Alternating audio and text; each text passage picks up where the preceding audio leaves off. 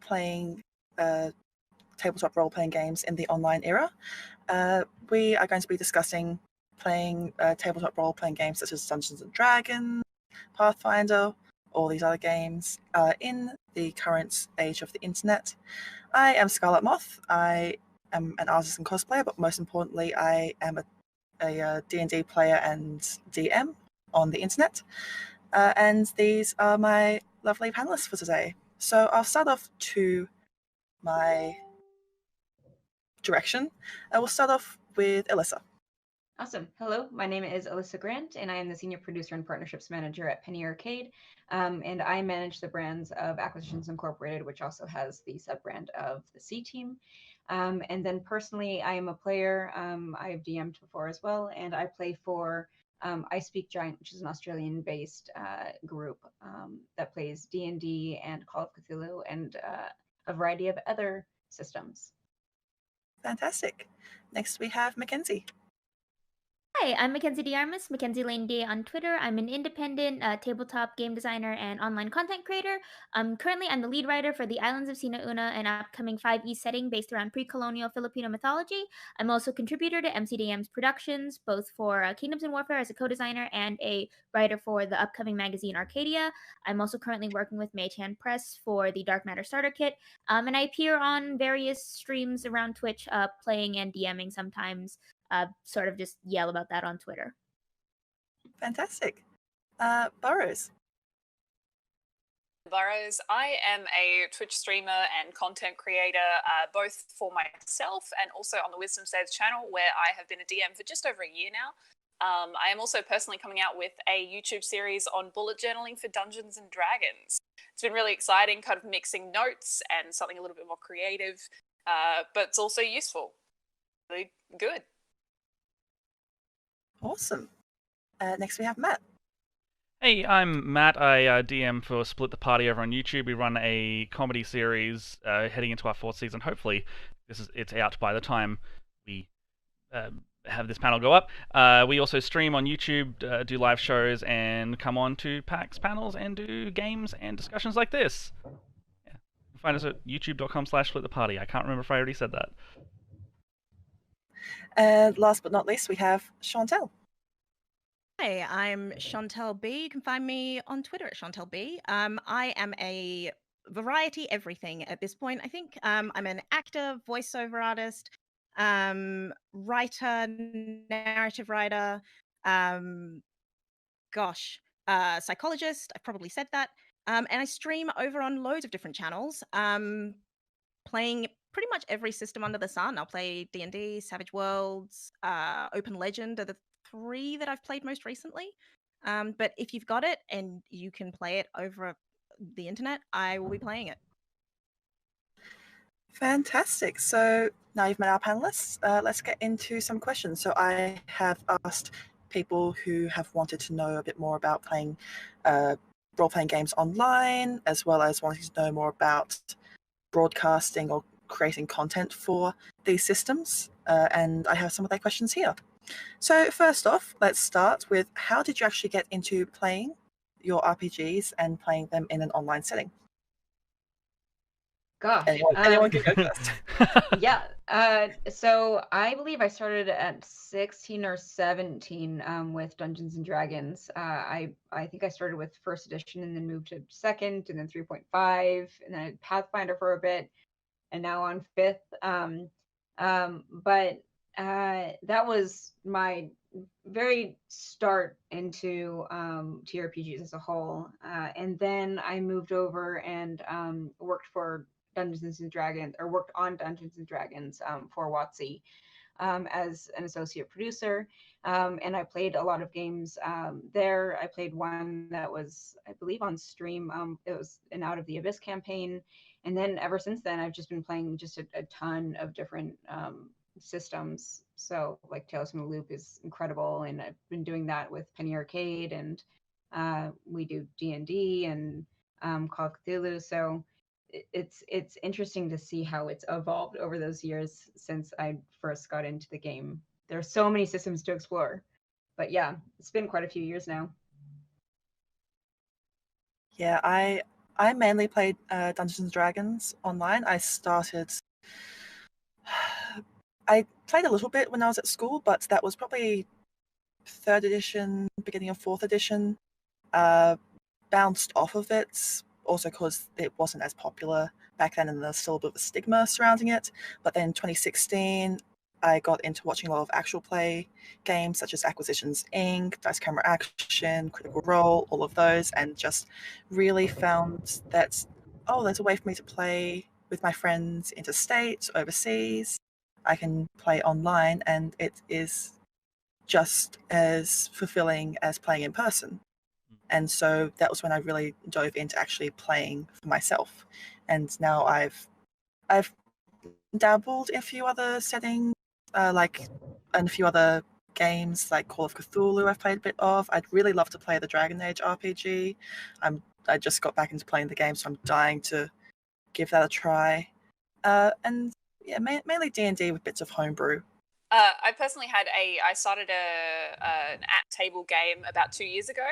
And that slowly, through like scheduling conflicts, that slowly dissolved. But one of the friends from that campaign went interstate, so it was necessary for us all to go online.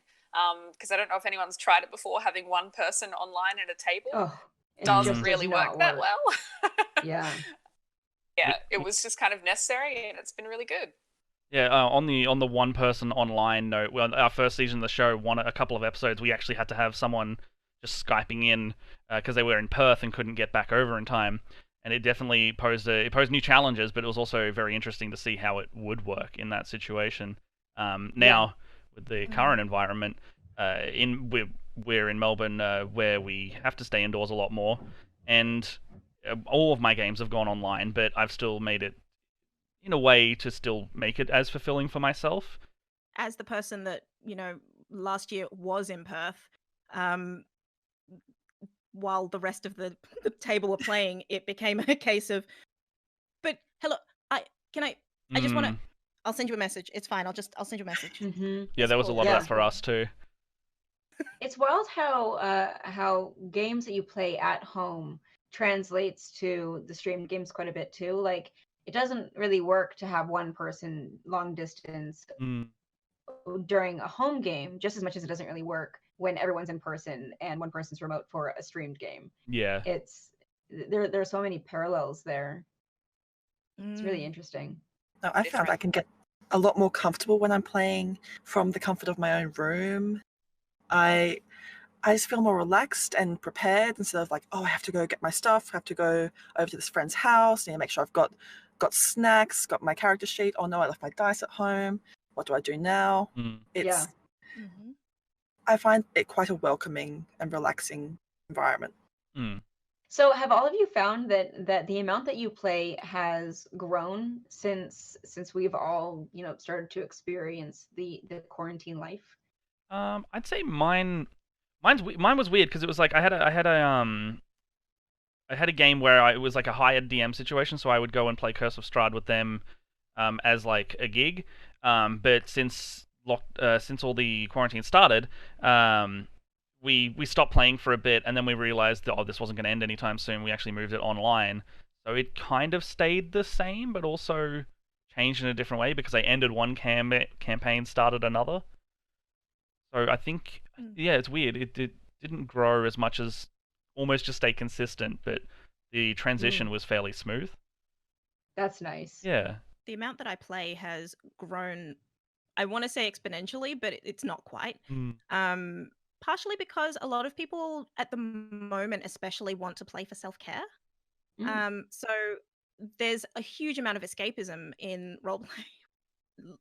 Obviously and literally, like you just escape to a different world, and even if that world is, hey, we're playing a cyberpunk game in the essentially in the present day, we may as well, and so that experience is still such a good way to get slightly off kilter and just be like, okay, I'm over here now, and that's such a comforting experience. What sort of differences have you seen in games that specifically focus on self-care? Like, is there really a difference in the games that you would typically play? And do you recommend there to be different elements to it to specifically focus on that? one thing that I've noticed in the games that I play is sort of an increasing focus on the emotional, or emotional engagement, or having control over your emotional engagement, like the extent to which you do engage. Some of the games that I play are, well, because I come from an acting background and because I come from like a voice acting background, the people that I play with sort of go with me on the I'm now bawling my eyes out on stream. You're just going to have to sit with me here, please. Please sit with me in this moment. And the nice thing about that is if I'm having that experience in a stream, not necessarily in a stream, but if I'm having that experience in a controlled environment with my friends where I feel safe and buoyed, then coming out of that in my day-to-day life, I've experienced those things. I've experienced the emotion. So when they come up in daily life, which at the moment they will, I don't feel so caught off guard by them.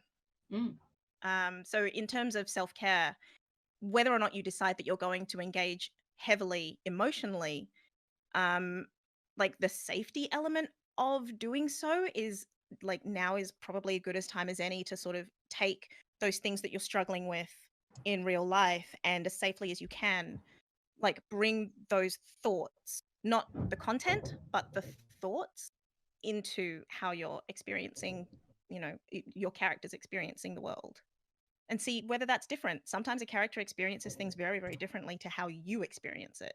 Yeah. Now, I know that Makenzie, I think that you seem to be just constantly doing stuff, seeing from everything that you do online and on Twitter, and you're just constantly doing games. Has that changed for you during isolation? It's been really interesting because the reason why I got into playing tabletop games like strictly online. Like I can count the number of games I played in person on one hand, because how I got started was I always wanted to play D&D, but the group at my uni was like, "Yeah, we're not taking any new players. Sorry, shucks, go find somewhere else."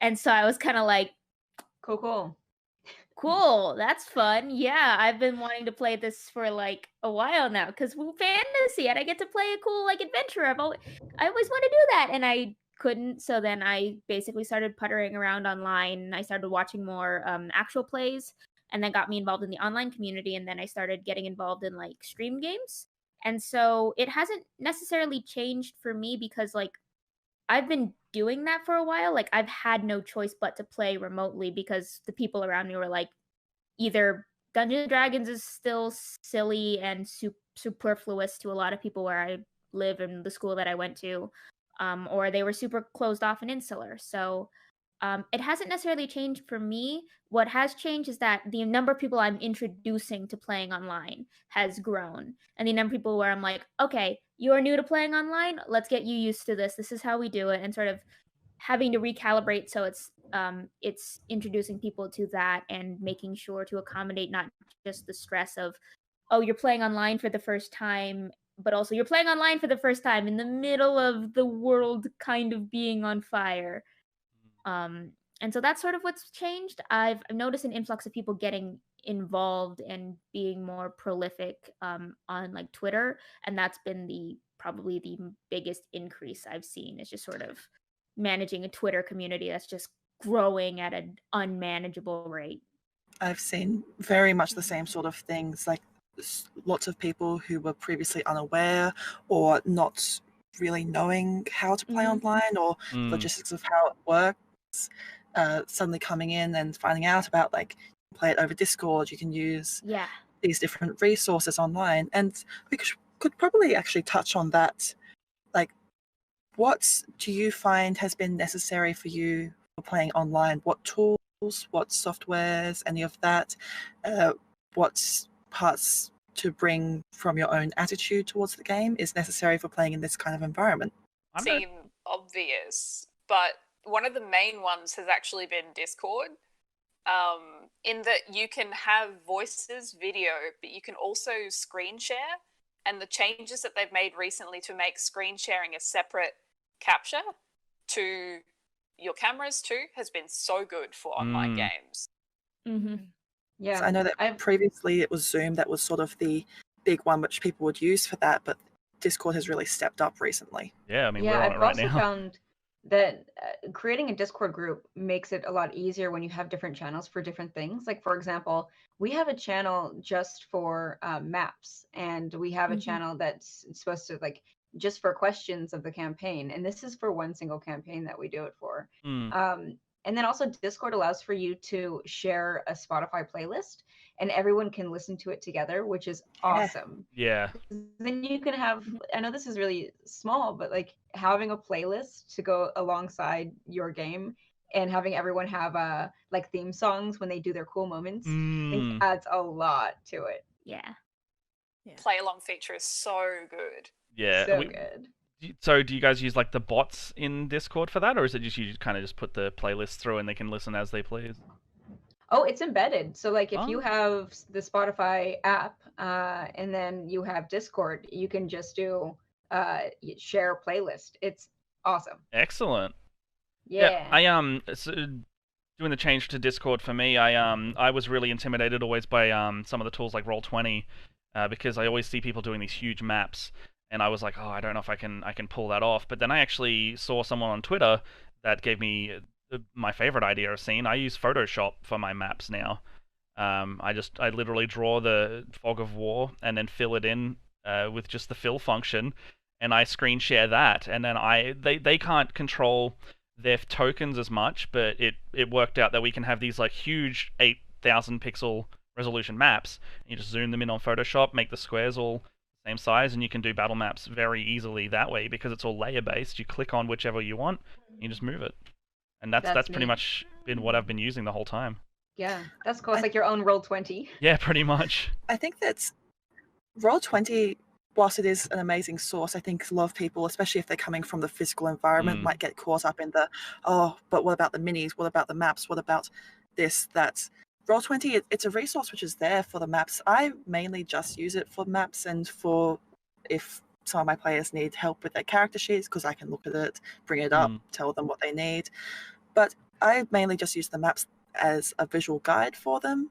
But I find that what is really great for online play is just if you have video and you have voice and you can create an atmosphere for your players, you can create some great theatre of the mind play, and it is just bringing them into the story and the setting as the focus, which without having any of the visual distractions at the table can be a really powerful experience, especially like what Shauntelle was saying before. You can really bring those emotions forward and bring those character moments to the forefront. Yeah. I really like using Roll20 for the music and the ambience because they have a lot of things already preloaded in. Like a lot of like Kevin MacLeod and like tabletop audio, so they have a bunch of ambient sounds. And so I as both as a DM and a player, I never use maps because I struggle so hard using maps. It's just my brain cannot process doing that. So I play solely theater of the mind, and I love being able to use Roll20's audio feature because it makes sure everyone's listening to the same thing like at the exact same time in sync. And it also gives the individuals the ability to toggle their own audio. So I know for some people, music can be super distracting and super detrimental to being able to focus. So for those players, they have personal audio control and they can just slide it off. But there are other people who really rely on the music to help focus or to help set the ambiance, and they can bump it up.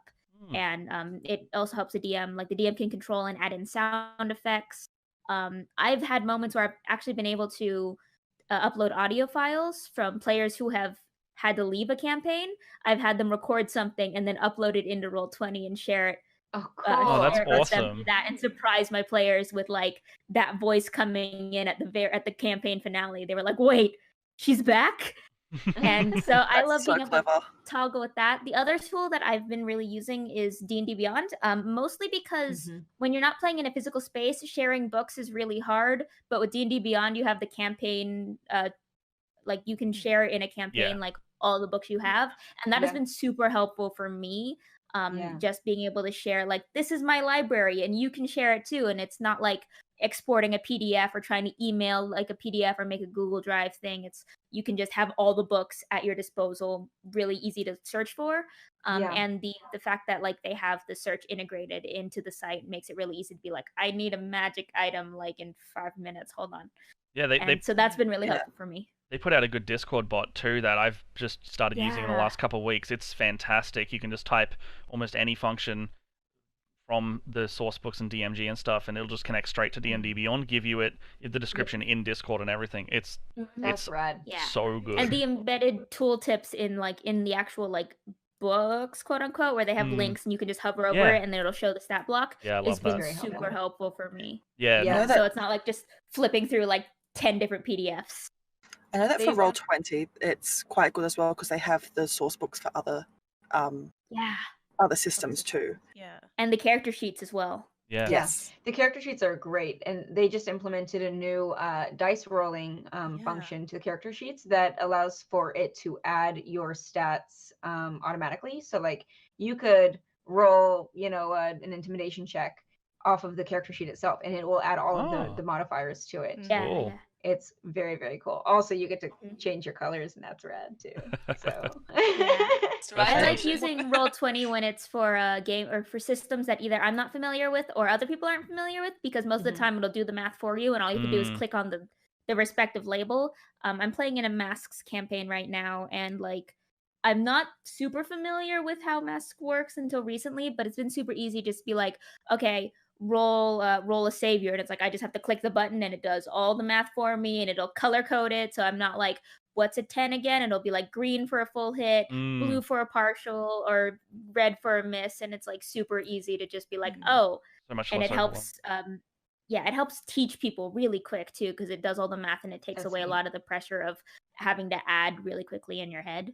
Yeah. I feel like something that's missing from this discussion so far is like the things that have gone from our physical space to our online space, and I'm a dice goblin, so Yeah, I am a dice that holder hasn't as well.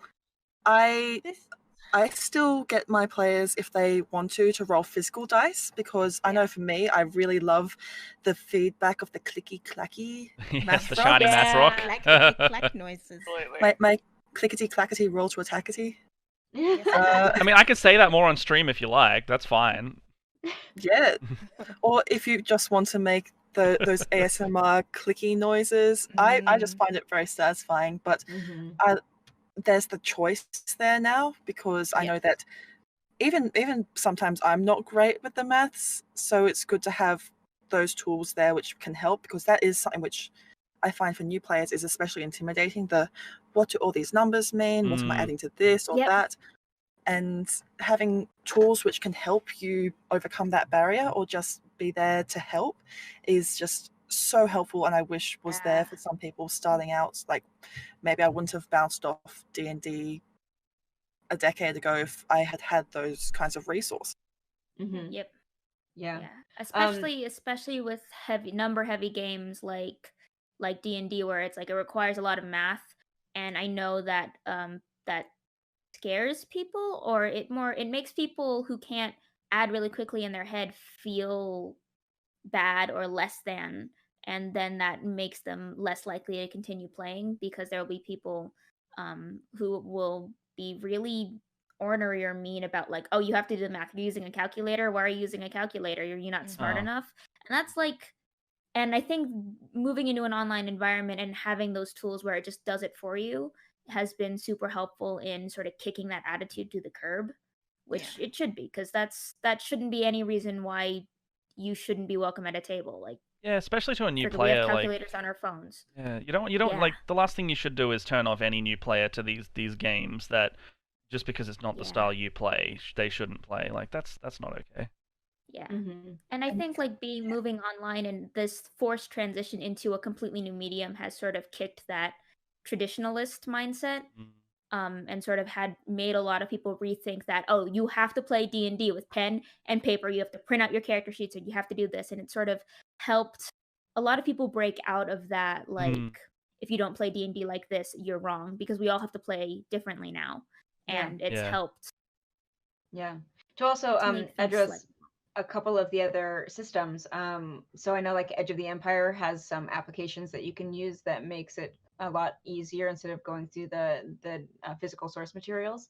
They have like dice rollers. Call of Cthulhu has Dole House. That is a really great site to help you create characters, and also do a lot of the addition there, just because all of these systems are so different, whether it's a D20 system or a D10 system or a D6 system like Tales from the Loop. So there are just a ton of materials out there that I think are just really helpful for us all being able to transition over into the digital space. I will also say, like, I think that this would be a really good time for us to also talk about, like, what sort of equipment people might need to get into playing digitally, because I think that a lot of people don't realize that you just need the bare minimum tools. Especially if you're not necessarily broadcasting games, or even if you are, if you don't necessarily need like the really expensive high grade equipment.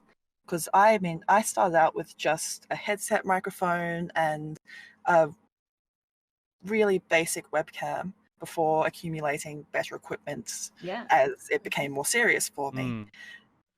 Yeah. I think the things which you really need are just a microphone where like we can hear you most of the time.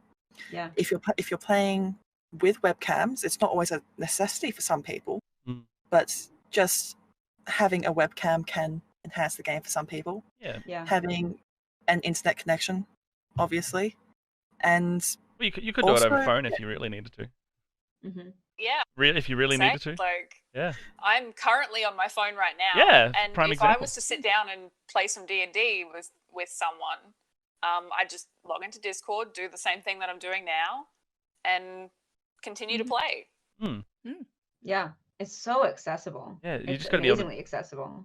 Yeah, just being able to talk to each other. I mean, like on half of my games, we don't use video unless we're particularly missing each other that week, and we'll switch it on just for the familiarity, you know. Yeah. We'll just play with the screen sharing, and so it's really just the audio side that is the focus on my stuff. Yeah. Also, if you don't have the money to buy a microphone, most laptops have built-in microphones, and also a lot of webcams have built-in microphones as well, which also are okay. They might sound a little tinny, but you'd rather sound tinny than not be able to talk at all. So and a lot of laptops also have built-in cams. Yeah. Sure. Yeah. Because when I started, I was using a $20 mic and my my cam in my laptop. So there's like and it wasn't great, but it worked and it was super easy. Yeah, we were using these. That was when we started our show. I think we only upgraded last year. We had these just like very cheap condenser microphones just off eBay, and they cost probably $20 I want to say each. And that's not bad. They worked for 3 years, so I would highly recommend just going on and having a look around.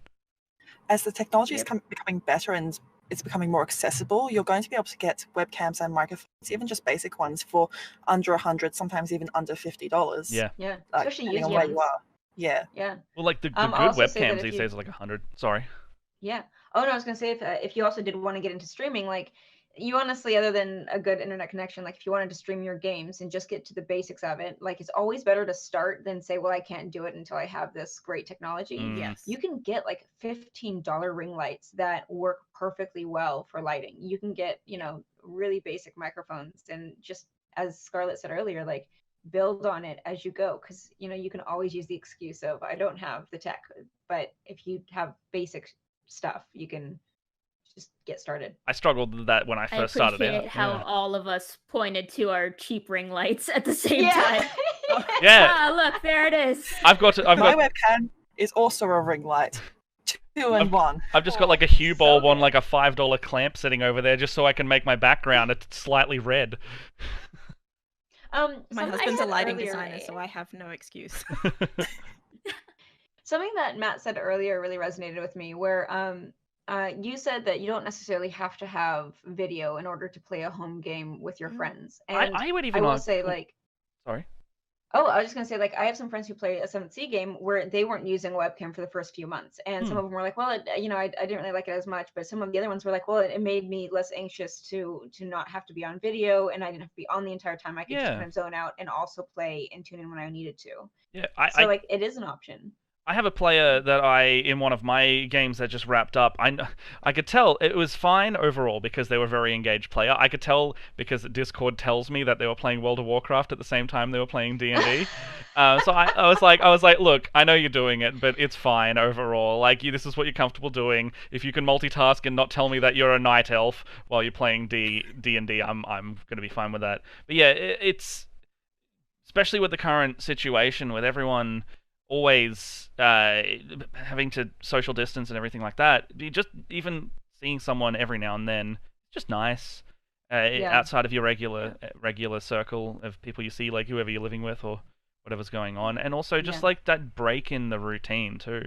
There's even play by post or just side game experiences that you can have, so you don't have to sort of restrict yourself to this is when we play. You can go, okay, well, I kind of want to have an interaction between these two characters. What is this like? Let's discuss it. Let's talk about it. Let's go through that and, play it out like a scene. You end up with a little play script. Yeah, I've noticed a lot of games I'm playing as well just love to tangent, for good reason. Like there's less pressure. You can play for a bit longer sometimes because no one's traveling as well, and then you can do a little bit more silly things in the online space because there's less pressure to get it all done. Yeah. As a DM anyway. For sure. I think something I've noticed as well is that with the new tools that have come out, but also the new ways that people are playing, is that it has helped with accessibility, both for people who are trying to come into the game for the first time, new players, people new to the system, but also people who may have had barriers to entry before, be it if they have visibility issues, if there are actual disabilities or mental disabilities that are impairing that. There's more options for play now, which is amazing. And I found, especially on the broadcasting side of things, even with streaming, there are options to actually get live transcriptions and subtitles in some programs. You just go through a browser and it transcribes what you're saying into live subtitles. I think Discord and OBS supports that now as well for some of these panels. Yeah, I think. I will also say that this might be a very, very basic thing, and I'm sorry in advance, but I think communication is really important when it comes to these things. Like, everyone typically has like a session 0 where they sit and they talk about, what are the topics that they aren't necessarily comfortable with, what are things that they need in order for the game to feel like a safe space. But similarly to the having like a webcam on or not in a game, I think it's really important to understand what everyone needs for that specific game too, because sometimes people need that interpersonal connection, and sometimes people don't need that pressure to be on. So like having, in a way, confabs before a game even starts about what that session specifically needs, if it's a home game, I think would be quite prudent for the well-being of the players. I don't know. Have any of you done I guess, chats about that before even just games as opposed to campaigns? Yeah, that's something which I find I'm doing before even just one-shots now, is going through, seeing what people's lines and veils are, what they are and aren't comfortable with, what they're like on the fence about being comfortable with, and just having another part of being online is having access to the online community and helping to establish like RPG safety checklists and safety tools, things which people can use to help them to establish their boundaries, figure out what they are comfortable with, and that's can only be a good thing. Yeah. Yeah. And especially now, like when we're all in quarantine too, like we all have different, trigger words around our current situation even that we might not want to go through. So like I love having, pre-game discussions. Because like it's changing on a week-by-week basis now. Yeah. Yeah. I think also as well, it's for people who are in longer campaigns as well, especially online, there are a lot of like nuanced behavior for when people are starting to feel uncomfortable. So it's really great to have those conversations before, after, even if you are in a campaign, continuing to have those conversations. Because I even know I myself as a DM have sometimes gotten to a point where I'm like, I'm actually not comfortable with this at the moment. And obviously considering the current situation, that becomes an issue for a lot of people as well. Just constantly having those conversations might feel repetitive, but it just allows people to bring things up if they've just started to kind of come up and surface. I know that Makenzie, did you have something? Makenzie has actually Yeah. worked on before. Yeah, I haven't worked nearly as intense. I haven't worked on it specifically. I wasn't. Credit goes to Kiana Shaw and Lauren Bryant Monk for curating the safety toolkit that recently won the Ennie.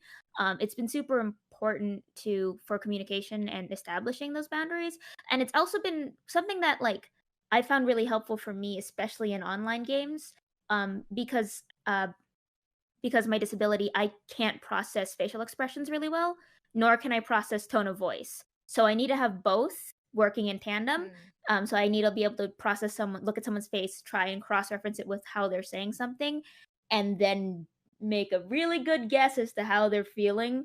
And what's been really helpful is with like Zoom chat or Discord, I can just send them a message during the game without interrupting the flow of the game and just be like, was that okay? You look slightly uncomfortable. I think, are you uncomfortable? Did I cross something? And it's been really easy to just send them a private message and go and check in without breaking the flow of the game of everyone else, and with also without calling them out in front of everyone else and being like, hey, you look uncomfortable. Is everything okay? Because that puts people on the spot. Yeah, and definitely. that's uncomfortable, and it'll bias their answer. So being able to play online and having that ease of a second channel communication that works in tandem with everything else has been super helpful for me. Can I just say as well, actually, that from a psychologist perspective, but also from a player perspective, like playing online, that has been possibly the most difficult thing that's come out of moving everything online is I am trained to look at body language. I'm trained to look at body language and tone of voice and, feel emotions with people to a certain degree. And I can't, it's not that I can't, it's a whole different skill to learn how to do that with people through a camera and through audio. So for someone like me, I have synesthesia. So I have sight sound synesthesia. I see sounds. So I need good quality headphones for myself personally, because otherwise I'm hearing so much that it clouds what's going on in front of my face. So it's the things that have become difficult are really interesting, as well as the things that have made life easier, because they're completely different sets. Yeah. It's different. Some of my coworkers not long ago, they were talking about how, it's really hard for them to connect with one another because they can't necessarily have the same amount of empathy, because they can't, necessarily feel what someone's feeling as they would in person. And I feel like that's another thing, like the way that we communicate as a whole has changed now that we're all these two-dimensional figures on a screen. So like we're all basically learning how to navigate even games together, and games can be quite intimate in terms of emotions and navigating personal topics. So I think that this has been a really interesting time for us to use TRPGs as a tool to explore those things. From personal experience, I know that role-playing games can be especially cathartic or good for working out and processing your own emotions through your character. And sometimes you can get that bleed of, are you feeling your character's emotions? Are you projecting onto them? And having all these tools at your disposal to help even just figure out what you're feeling is fantastic. And it helps to just make the game so much better and allow for those emotional moments, which, I mean, after some game sessions, sometimes I have felt like a weight's lifted off my shoulder because I've managed to work through something which I didn't realize I needed to. And it's just such a fantastic tool. Yeah. I think especially when you're broadcasting these games for an audience, which I think is something we haven't touched on as much, because most or all of us stream or create actual play content for the internet, be that podcasts, streams, recorded sessions, which I think that's now online play has allowed for everyone to have the opportunity to broadcast their game to an audience. And that's a whole other aspect of it. So as actual play creators and content creators for online, what are the pros and cons of being able to actually broadcast your games to an audience? Well, the biggest pro on my side is being able to tell a story with people. And from an actor perspective, being able to know that whether or not people stay for the whole thing, if they take something away from it, they're engaging with the story in some way, shape, or form. It's a shared experience. Yeah. It's a different experience. Yeah. I think specifically with like in my experience with Acquisitions Incorporated and C Team, so much of what happens in the game and the community are closely tied together, you know. So like to jump on the back of the shared experience, you know, that's how we relate to one another, and that's how we build this rapport with one another. Is, you know, something will happen with the C Team, and that's something that ultimately has also happened to the community, and we can celebrate that together. We can you know, be sad together, and it's a very powerful connection. And I know from experience, both watching some of these shows and then also starting to participate in my own, is that oftentimes the audience and the creators will actually play off of each other. Sometimes that will seed an idea in the audience and they'll create something, and that will then give the creators ideas, and it's just a wonderful cycle of it. It just works. What I love is when so like when Jerry has been planning a big reveal, and someone somehow in the community has pinpointed his plans like on episode 2 out of like a 10 episode arc, and he's like, how did they know where I was going with this? It's really interesting to see how everyone's on such similar wavelengths after a while, because, you know, you've all been on this experience together, that people can start to speculate exactly where something's going. They'll know his style and tricks. And yeah, my players start to do that to me too, so I very consciously try and do the opposite sometimes. I'm like, I know what you're going to think I'm going to do, and I'm going to go over that way instead, yeah. I had a very interesting experience of that happening before, as well as an audience member, of figuring out something which actually happened in an actual play campaign and voicing that theory to the internet.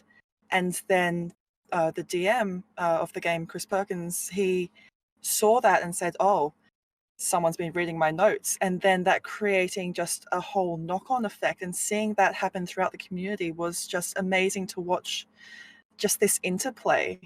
Yeah. And then the episode in question actually then being rebroadcast almost as the creators toying with the audience in a very fun way.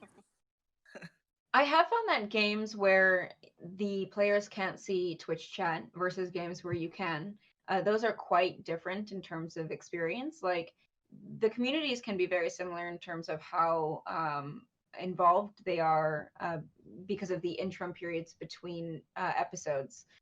But in terms of character development, I find it very interesting how things can change so drastically because chat has such an impact on those characters. Yeah. There's like in audience involvement in that kind of respect, because they really do become more than just spectators, depending on your relationship with Twitch chat or not. For instance, with the wisdom saves, we don't verbally acknowledge chat, but a lot of our players are in chat talking and scheming and all of that kind of thing, and it really gets us that more of that involvement from the viewers, as more than just sitting there watching a stream, and it really gets that whole community involvement that Twitch and such is all about. Letting them into the story. That's kind of why we call our fan base the Shadow Council, is because they are this entity who they aren't players, but they are this entity that's within the entire, you know, like it envelops the table. It's the shadow of the table. And ultimately a lot of what happens is because of our community. So it's cool. It's like this unknown presence, right? It's an extra player at the table. Yeah, exactly. We actually have we use Tabletop Simulator for our game, And we even have like a chair off in the void that we just say that that's like chat's chair. It's where you are currently. I love that. That's very good. It's How very do you cute. use Tabletop Simulator for? Tabletop Simulator is great for Yeah. D&D. We find that it's especially good for a stream game because the players can write things on the table just to be like silly little notes, like with a one-off comment or something. But you do get a lot more of that sense of being at a table because you can move things around, you can move physically your mini across the map. And we use the Kraken table, which is a downloadable content from the workshop. And you can input maps onto the table. So you don't have any requirement to mess around trying to get things to fit or whatnot. You can just press a button and it uploads the map onto the table. People can pop their minis on it, move it around as they want, and it has a grid that works in tandem with that so that you can just have it snap into a spot and go, I need to go 30 feet from here. Excellent. I can count it out just like you're at a table. It even has VR if anyone really wanted to try it out. That's right. I find it so good. Cool. Yeah, I've used it for a lot of board games, but never for D&D. So I'll have to check that out. I've been wanting to try it for D&D, yeah. One tip is you can also input your character sheets as imported PDFs as well. Oh. So if you just quickly need a reference, if you're like, Look if you're using a phone or something for a character sheet, you can just quickly be like, oh, yeah, okay, and then go on and do your thing. Very, very cool. It's like an actual virtual tabletop. Yeah. Yeah. I've seen a suppose lot that of YouTubers doing let's play type board game stuff over Tabletop Simulator at the moment too, yeah. Just that makes me think of if people are missing the actual in-person experience, that seems like probably the closest that you could get to being around a table with your friends. It can be very distracting though. There is a flick feature. It's very fun to just throw things around, and you can also flip the table. Oh, it's Also, so much just fun. like real life. Yeah, pretty much. You know, There's a reset so button though, right? it does have those real life distractions as well. So it is good, but it's not the same as other ones. There are differences. Now, all of this being said, we've got sort of like an accumulation of knowledge from like however many months to years we've all been playing tabletop games and then playing them online. What is some advice which you would give to perhaps that you would give to yourself when you were first starting out, or what advice would you give to people who want to get into playing online or even broadcasting their games? Similar, I mean, something that I think I said it before, was just the don't wait around to have the perfect setup. Is just if you want to start doing it, if you like for content or your friends or whatever, if you set up the thing and you have a good table with a good game going, people will come and watch it if it's content. People will come and play it if it's your home game. And if it is for a production, the only thing I would say is just make sure your sound quality sounds good, because people will be offended through their ears before their eyes much more. You can have a crappy webcam that costs like $10 and good sound, and people will be like, oh, that sounds great. Maybe they'll get good video later. And I found that even with videos, a lot of people will tend to say listen to a game, but then close the window, do something else in another window. So sounds, I can very much agree with that point there. Just as long as you can hear each other. Yeah, that's true. One of the big things for me personally, and it's actually something that I'm doing right now, is looking after yourself as a player, and making sure that you don't suffer too much burnout and whatnot from being in an online space, because you're doing so much more than just a home game. You're also interacting with a community, you're creating a story, and just kind of allowing yourself time to take time off.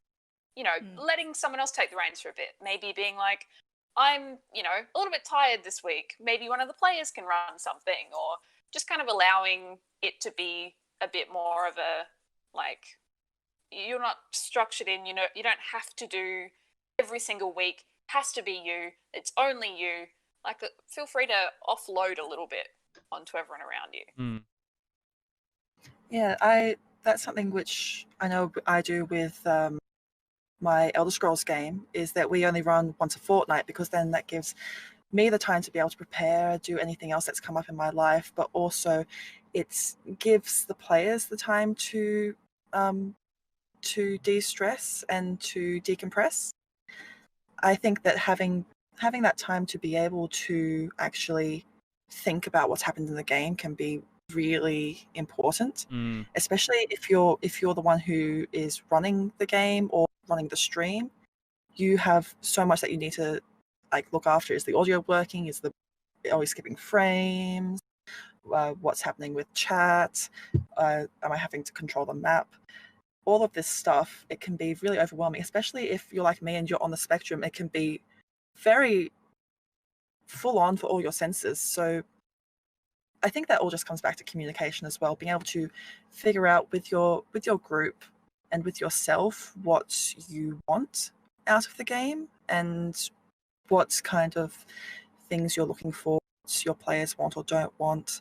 Just in general, communication is key. For sure. Yeah. Yeah, I think I have three things that I think are extremely important to any D&D game, and I think what you just said, Scarlet, is a huge part of that. Is like number one to me is session 0. Have a session 0, make sure that everyone's on the same page, communicate, and especially know what kind of game that everyone's looking for, because some people might like mechanics, some people might like with min-maxing with mechanics, or some people might just like to do the role play heavy games. So like know what everyone's looking for so that no one comes away disappointed, which then moves into my second big point, and that is make sure that you're having fun, because not only with home games but also with streaming, authenticity is something that any audience is going to pick up on. And if you're not being authentic and you're not having a good time, like what's the point for you, and then what's the point, because your audience is just going to not have as much fun either. And then the third point moves into the community, and create a community that you yourself would want to be a part of, because that also allows for you to be compassionate to yourself, because you're around people that you enjoy. And then it also creates a safe space for your community, because then you can also all be wholesome together. And if maybe you like a snarky community, that's great. Maybe you don't, and you want a place that is very positive. So like that's completely up to you, but just know what it is that you want and what your team wants as well. I think one of my friends has said it the best. I think he sort of summed it up really, really well, which is your audience are the people around the table. Your audience aren't the people that are watching. So if someone around your table, the people around your table are your priority. If they are enjoying the story, that's why you're there. I love that. You're there for an audience, sure, but they're there to observe and engage where and when and how they want to. You're there to tell a story with your friends. So tell the story with your friends. And so there are loads of times where I've just created characters that the sole purpose of that character is to make one very specific other player laugh, because I haven't seen them laugh for a bit. That's good. So that is literally the purpose of the character's existence. I love that advice. That is such good advice. Yeah. The table is the audience. That's cool. Okay, I wrote that down because I'm very into this. Have you found anything specific, Makenzie, which you would like tell to either your past self or to someone starting out? I think, especially in regards to the online space, I think the one thing I would emphasize is you're going to find a lot of, especially in the online space, there are going to be a lot of people who are broadcasting their games, and there are going to be a lot of people you admire and you like their play style or you like how they DM. But when you do it yourself, don't try and be them. Be you and have fun being you and being fully and completely how you enjoy things. And that will inevitably, that'll shine through the camera. Whether it's you, because when you play online, there's that pressure of like, oh, I have to be like Mercer or Colville or Perkins or so many DMs that are very visible in the online space. And when you're playing with people in online space, there is more of that pressure.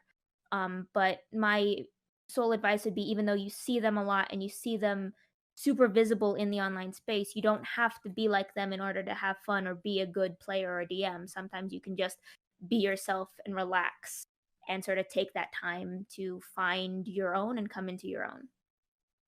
That is a really good point, especially since I see a lot of, especially first-time DMs worrying that they're not like such and such DM. They're worried that their players will want this or that and want it to be like this big show. I think it's remembering that it's your game, you're doing it for your players and for yourself, and that's any audience that is there is you're just sort of opening up a window to your own personal game. You're letting them into the story, but not letting them dictate it or dictate what you're doing. So that is a very, very important point. That's probably a good note for us to end on as well, unless anyone has any final points. It was No, a pleasure chatting with all of you about this. Yeah. And also, we'll please let the world and the audience know where we can find you and what you do. We'll go with Shauntelle first. Oh, reverse order. This is great. Reverse order. Just to switch it up a bit. I'm Shauntelle B. You can find me at Shauntelle B on Twitter. You can find me at my website, wordswithcolor.com. You can find me ranting about the world and trying to make sure everyone's getting self-care on Twitter, generally speaking. And you can also find me on Pillow Fort. You can also find me at Do Respite, where I stream what I'm calling from now on emotional realism, where for the low price of free, you can just come and watch me cry. I love that. Maybe even cry with you. I will definitely join in that. Join me as I cry. And we have Matt. Again, I'm Matt Brown. I DM for Split the Party over on youtube.com/splittheparty. I think I forgot to mention before, I actually started professionally DMing this year, so I'm available for games locally, internationally, wherever. We can do it digitally now, so that's fun. We also... We'll make you cry for money. I'm fine for that. I will draw some tears. We also stream over at Split the Party TV on Twitch, and we hopefully are releasing our 4th season by the time these panels come out. And Burrows. So I'm BurrowsRed. I do my own Twitch content.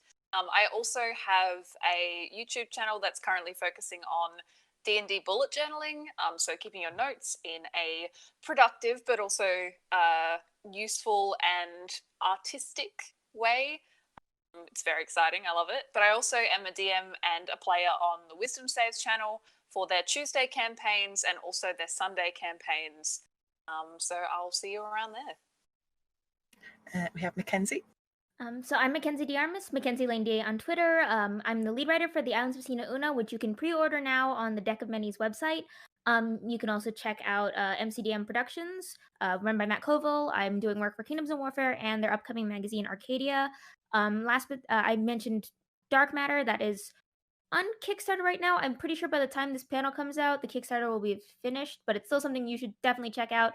And last but certainly not least, by the time this panel comes out, I will be over on Critical Bard's channel every Sunday playing a Tiefling Artificer in the Creature Collectors campaign, which I'm super excited about. Thank you so much for having me. This is great. I am always up for more Tieflings. I will eat them up. Give that good content to me. We also have Alyssa. Yep, so my name is Alyssa Grant. You can find me, I'm Hobbitses on Twitter and Instagram. And I'm also on I Speak Giant, which you can find at ispeakgiant.com for any of the podcast content. And then you can find any content for ACK Inc. on ack-inc.com. And that website has an amazing parody of Clippy the Clip at the bottom, so you should definitely check out that website. The aesthetic of that website is my favorite. It's so good. And I am Scarlet Moth. You can find me on Twitter at @thatscarletmoth. I mainly do cosplay and art, but I also run Scrolls Foretold, which is a 5th edition based Elder Scrolls campaign. We do that every second Tuesday night over on my channel, Scarlet Moth, which is on Twitch. I also do props and stuff. I've done some stuff for Penny Arcade, and I talk a lot about D&D and games and cry on the internet a lot. So if you're interested in any of that quality content, just go check out my Twitter. Thank you all so much for joining us. We hope that you have been entertained and informed, and enjoy the rest of PAX Online. See ya.